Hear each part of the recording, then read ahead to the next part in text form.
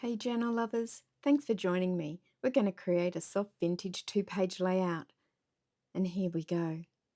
So time to fill the next page. So let's open the signature wrap journal that we've been working on.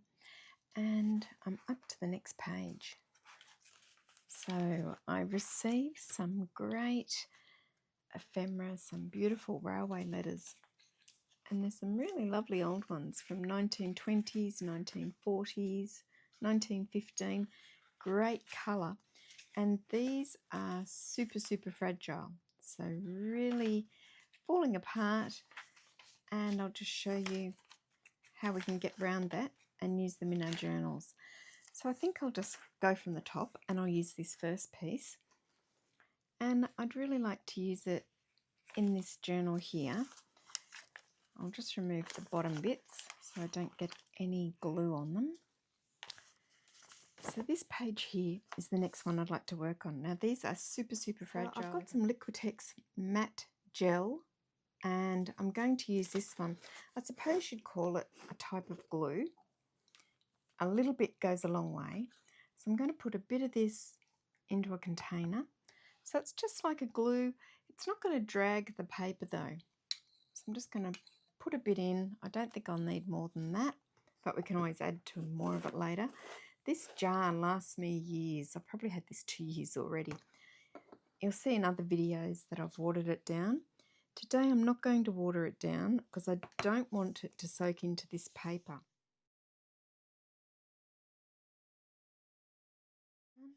We're probably going to have to be super accurate. I'll get my head out of the screen. Super accurate the first time we try and lie this down because there won't be much moving it at all. And what a beautiful chocolatey colour this is. It's absolutely gorgeous. Now I've had to think about this paper before I do anything else with it. I'm thinking I actually need to top coat this one.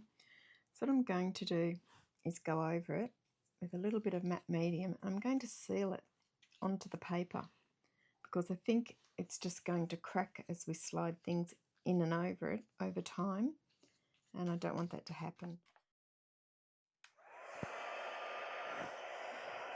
So as you'll see, it's not sticky, it's dry, it's like paper, and it has got that seal on it.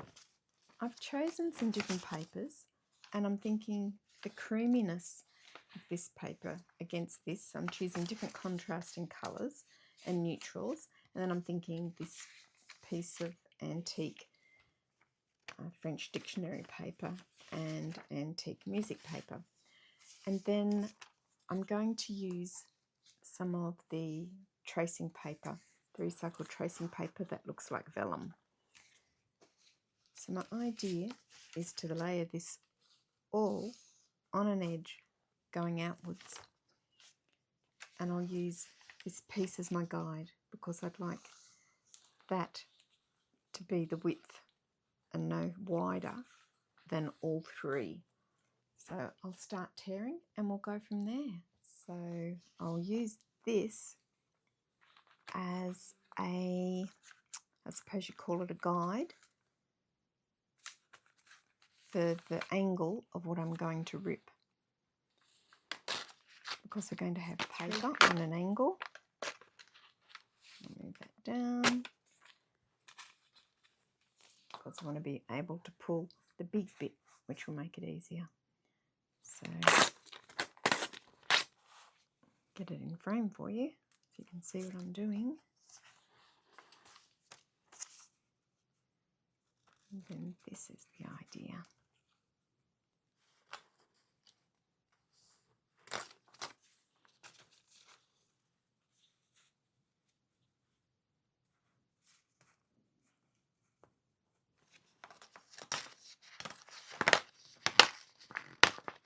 And if you have a tiny bit each side, that's going to make it even more effective. And then we need to use our distress ink, and I'll go around each of the edges with the distress ink. Let's try tea dye.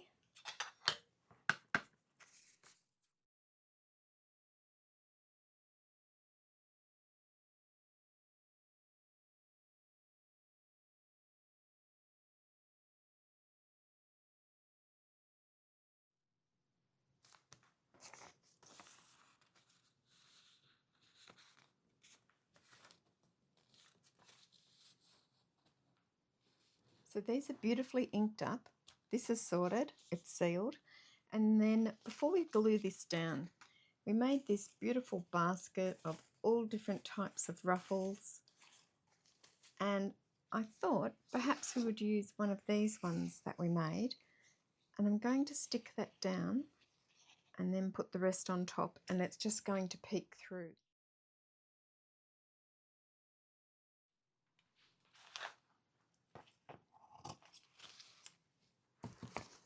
And I've got more ruffles for next time.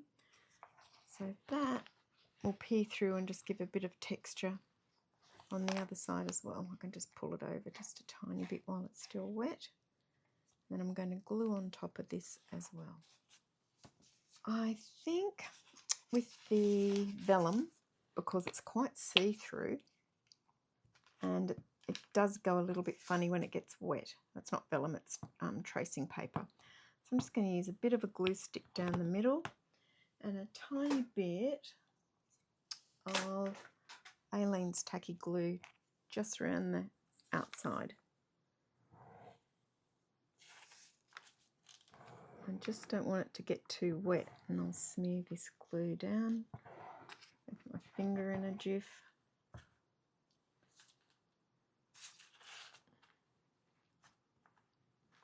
So we're working with really old papers here. So 1800s. We can see this is bubbling already with that little bit of blue glue. And I want that in the middle. And then it's got a layer going over the top. So it won't matter too much if this next layer going on is a little bit bubbly underneath. I don't think we're going to see it. So let's try and use this one next.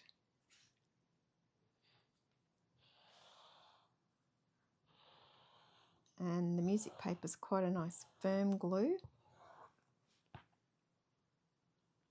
I'll just put that one upside down. My catalyst tool has left the building. I don't know where it's gone to. It's disappeared for the day. So I'll just use my bone folder. And this bit's moved on me. It's going to be underneath, so that won't matter. There we go. And we'll pop this down the centre.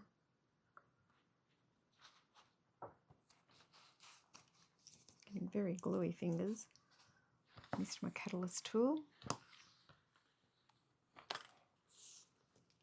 So we'll wipe our table down, get all that glue off. Okay, so we've got this piece, and then I'd like to glue this piece down. Okay, and for that I'm going to use some Aleene's tacky glue. Now I'm thinking, we've got this ruffle. We could simply give a little bit of a trim, because we're not going to see it, and get rid of that bulk. So I might get rid of that bit of that bulk now. I mean, you can decide to trim it before you glue it down, because I'm just running with it as I'm going, as the ideas strike me as I make it. I'm just thinking that'll be a little bit less bulk for this next bit to sit on. This is what happens when you're crafting in the moment. And we can see that has gone quite bubbly with the glues that I've chosen, but because we've glued over the top, you can't really see it. And then we're going to glue this down with some Aleene's tacky glue, and that will be the beginning of our pocket.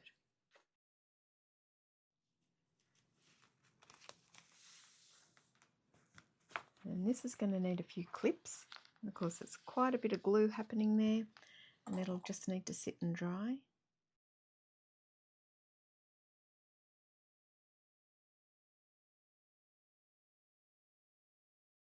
So while this side is drying, I thought we might as well use some of our lovely ruffles that we made in the last week, in the last week's tutorial. So I was thinking this one would be great as a belly band, and I'd really like something underneath it. So I've got this old invoice, and I'm thinking that maybe on top of that, And then once we add a postcard, it'll just bring it all together. So I'm going to glue this one down. And also I had a thought that we'd all like to use documents, and I'm doing the searching and the gathering for them at the moment. And I was thinking of scanning them in and putting them on my Etsy and putting a whole collection. So I'll put some beautiful colours, the same as what I'm using. Some of the really, really old documents this colour, and also some other invoices and things. And then you'll be able to hopefully get the right colour gradients for your journal if you can't find any documents on your own, or you just want to simply get some, download them and print them. So that's what I'm thinking about doing. I've thinned it out beautifully. Now I do need to get this on pretty much perfectly the first time. Hopefully that's in frame. I'll just wipe that glue off my desk and off the catalyst tool. So I'll wipe the glue off it so we can smear it over. Get out all those lumps, bumps, air bubbles. If I can see I've got any glue on my page, just one super quick wipe. We're not making the page wet at all. There's another page that needs to dry, as well as this other one. Let's just straighten it all up. Okay, and then I would like to glue this down, so I might as well get that happening. Now see all these lovely textures that are happening and these ruffled bits? So what I did was I bent it over and let it crack off where it wanted to. So if it wanted to crack off, let it crack off. If it doesn't, just leave it, because all these little bits are going to add beautiful texture to your journals. So even this one, I'll decide where I'm going to cut it. I might actually, so I'll tear it and then I'll ink it. And then I'll get rid of some of these threads, make them some a little bit shorter, some a bit longer. And that's all going to add that bit of texture when they're popping out of the journal. And then up the top, it finishes about my. So I'll give it a snip, but then also I'm going to give it a bit of a tear, and we're going to add texture that way. And by the time we ink that as well, it needs to come down a wee bit more.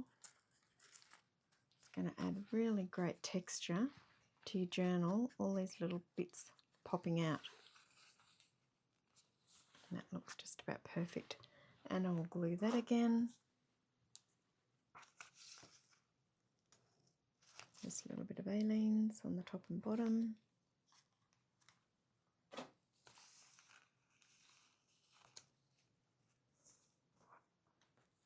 And that's our belly band. And I'll add some of those dear little clips.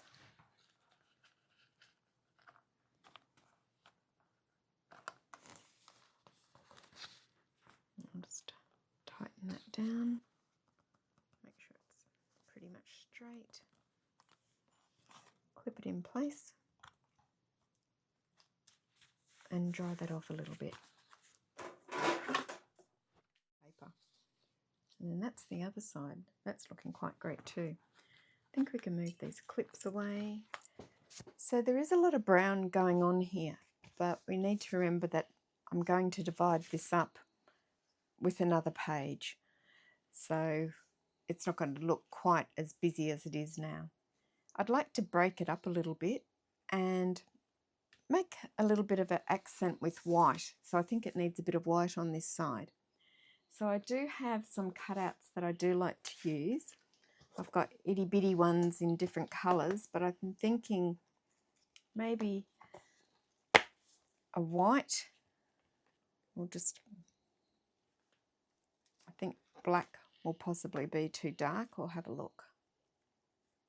They're a bit connected. So I could go with a little bit of black which would work also, but I am tending towards the white at this stage. I'm thinking the white might lift it a little bit. So let's have a look at the white. Might go with those two. And then my next thing, I'm thinking a bit of lace. So I think we'll stick with a white lace. And I'm going to tie them around like a bunch of flowers. Then I've got some little tags that I've made from Pianola paper.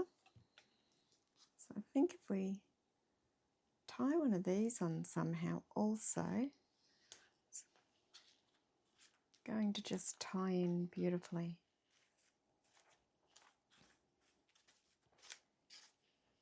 That ribbon's quite cute, but I will snip it off that a little bit shorter and we'll glue that down. Just on a couple of the petals. It doesn't have to be all over, just enough to, and of course it's fallen out, which is hilarious after all that. Hopefully we'll be able to just slot that back in. There we go. And I'm going to glue it right at the base here with the lace onto the end of the stalks and the end of the stems. I don't want it to go on to this next page where we're going to have room to slide something into our pocket. Probably enough. I think that page is looking really quite sweet. Looking sweet, but it needs something extra. I've added one of my cabinet cards from my digital collections, and I do have a tutorial on this. If you're interested, I'll put it in the description. They come together beautifully. I'm going to back it with a little bit of Pianola paper, and you can pick a verse out from one of your rolls. It just adds a really lovely vintage finishing touch. And just to finish that one off, I'm just made a little whale tail tab out of Pianola paper, of course, and I'm going to pop this on the top.